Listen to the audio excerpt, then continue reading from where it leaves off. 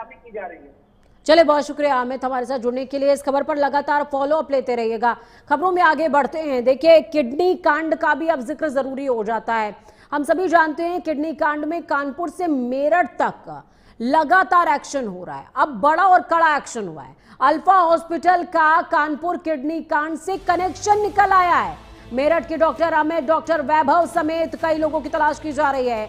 खुलासे के बाद से अल्फा हॉस्पिटल के मालिक फरार बताए जा रहे हैं। अल्फा के मालिक डॉक्टर अमित ने मोबाइल बंद कर लिया है। डॉक्टर वैभव इसी अस्पताल में ईएनटी की ओपीडी करते थे। आरोपी डॉक्टर अफजल का हॉस्पिटल से कनेक्शन नहीं है, ये मैनेजर का कहना है। मेरठ के मेडिकल इलाके में अल्फा हॉस्पिटल, कानपुर के चर्चित किडनी कांड की जांच अब मेरठ तक पहुंच गई है। पुलिस सीसीटीवी फुटेज के आधार पर उन बड़े डॉक्टरों की पहचान करने में जुटा हुआ है जो मास्क पहनकर अवैध ट्रांसप्लांट करने आते थे। इस मामले में मेरठ के अल्फा हॉस्पिटल का सीधा कनेक्शन सामने आया है, जिसके बाद अस्पताल के मालिक डॉक्टर अमित और डॉक्टर वैभव फरार हो गए हैं। स्वास्थ्य विभाग ने सभी अस्पतालों को 24 घंटे सीसीटीवी ऑन रखने का निर्देश दिया है। तो वहीं पीड़ित पारुल तोमर के फरार पति और आरोपी डॉक्टरों की गिरफ्तारी के लिए दबिश दी जा रही है।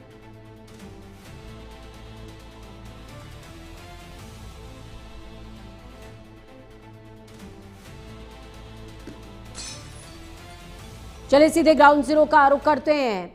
ये कांड कानपुर से लेकर मेरठ तक कनेक्टेड है, इसीलिए हम बात करेंगे राशिद खान जो कि संवाददाता सहयोगी मेरठ से हैं और पुलकित तिवारी जो कि संवाददाता सहयोगी कानपुर से, दोनों से।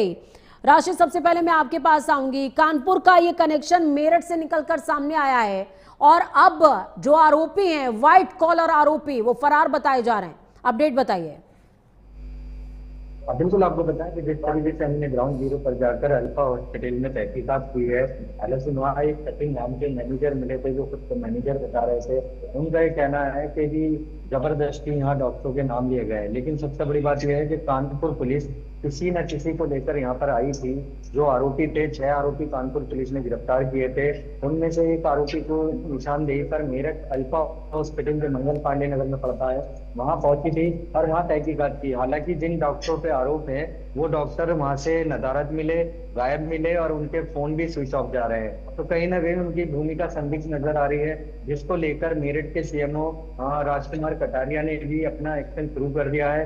नोटिस भेजे हैं, 3 दिन के अंदर उनसे जवाब देने के लिए कहा गया है। और साथ ही जितने हॉस्पिटल यहाँ पर हैं, प्राइवेट हॉस्पिटल हैं, उनमें भी ये जांच शुरू हो गई है कि वो जिला अस्पताल से मरीजों को ले जाते हैं और प्राइवेट हॉस्पिटल को दे देते हैं और मोटा कमीशन उनसे कमाते हैं। आ रही हूँ आपके पास, वापस लौटूंगी। राशिद, पुलकित भी जुड़े हुए हमारे साथ में। पुलकित, लगातार ये नेक्सस और बड़ा होता जा रहा है और जैसे जैसे अपडेट सामने आ रहे हैं लग रहा है कि भाई ये नेक्सस और कहां तक फैला होगा। और ये भी संभावना है कि ये कनेक्शन, अभी आप देखिए, पिछली बार जब मेरी आपसे पुलकित बातचीत हो रही थी तो आपने ही कहा था कि कुछ डॉक्टर्स लखनऊ से भी आते थे यहाँ पर ट्रांसप्लांट करने के लिए, तो ये भी पॉसिबिलिटी है कि ये नेक्सस लखनऊ से भी कनेक्टेड हो।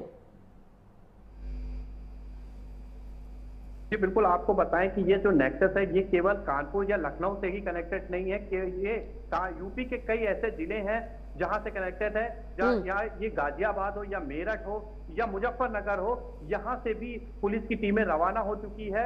और हो सकता है कि जल्द ही पुलिस एक बड़ा खुलासा करे, कुछ और आरोपियों को गिरफ्तार करे। पुलिस ने जिस तरीके से जो डोनर था आयुष, उससे बातचीत की है, उससे बातचीत के बाद कई अहम सुराग पुलिस के हाथ लगे हैं। हालांकि वो चीजें अभी पुलिस ने सामने नहीं रखी है, लेकिन पुलिस का दावा है कि जल्द ही इस पूरी घटना का एक और बड़ा खुलासा करेगी कानपुर पुलिस। आपको बताएं कि जो डोनर आयुष था, आयुष जब सबसे पहले मोहम्मद अफजाल के संपर्क में आता है तो जो मोहम्मद अफजाल है वो उसको मेरठ का बताता है कि मैं मेरठ का रहने वाला हूं। लेकिन पुलिस की जो जांच है, उस पुलिस का कहना है कि जो अफजाल है ये केवल मेरठ ही नहीं बल्कि इससे कई और जगह कनेक्शन है। मेरठ के अलावा दिल्ली हो गया, गाजियाबाद हो गया, मुजफ्फरनगर हो गया, मेरठ हो गया, इन सभी जगहों पर ये मोहम्मद अफजाल संपर्क रखता था। वहीं जो डॉक्टर रोहित है, ये डॉक्टर रोहित भी कई जगह पे अस्पतालों पे जाते थे और वहां पर ऑपरेशन करते थे। और डॉक्टर रोहित जो अस्पतालों में जाते थे, ये हमेशा रात में ही अस्पताल में पहुंचते थे। और अस्पताल में जो ये ऑपरेशन होता है, ये करीब 6 से 7 घंटे ऑपरेशन चलता है, इसलिए ये रात में ही पहुंचते थे। और ऑपरेशन करने के बाद सवेरे होने से पहले ही ये वहां से निकल जाते थे। कोई भी इनको देखता नहीं था, इनकी टीम को नहीं जानता था।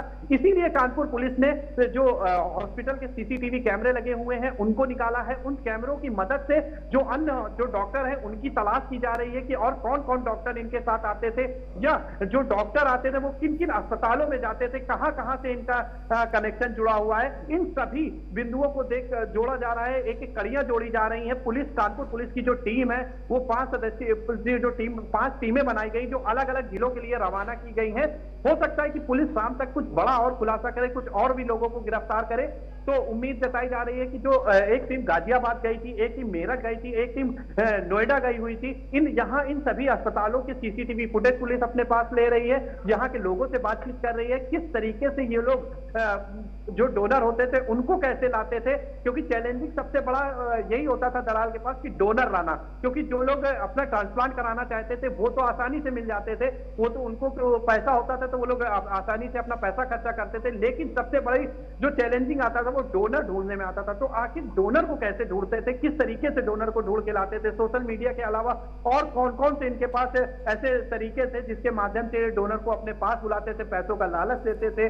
जैसे कि सामने आ रहा है कि जो डोनर को ये लोग लाते थे, डोनर को पहले आधी रकम देते थे, ऑपरेशन के बाद फिर पूरी रकम देते थे। कई डोनर कभी कभी ऐसा भी करते थे कि जो डोनर होता था उसको किसी दूसरे अस्पताल में शिफ्ट कर देते थे, जैसा कि आयुष के साथ हुआ है कि दूसरे अस्पताल में शिफ्ट कर दिया और बाकी के जो बचे पैसे थे वो उसको नहीं दे रहे थे। जिसके बाद उसने हंगामा शुरू किया, अस्पताल में चिल्लाना शुरू किया और एक बड़े घटनाक्रम का पर्दाफाश होता है। तो पुलिस जो मान रही है, पुलिस का यही मानना है कि किसी न किसी तरीके से कि ये लोग डोनर को बुलाते थे, पैसों की बड़ी रकम का लालच देते थे। लेकिन चलिए, बहुत शुक्रिया पुलकित और राशिद, आप